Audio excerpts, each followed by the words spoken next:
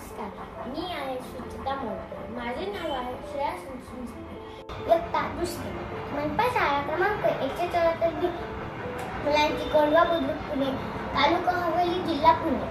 मी एकदा रस्त्याने जात होती. एक बाई ओला कचरा रस्त्याने फेकत होती.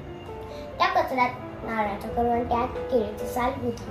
मी त्या बाईला सांगितले, हो मावशी, रस्त्याने कचरा फेकू नका. आपल्या सर्वांच्या घरी कचरा गाडी येते तेव्हा कचरा गाडीत कचरा त्यांना आद्या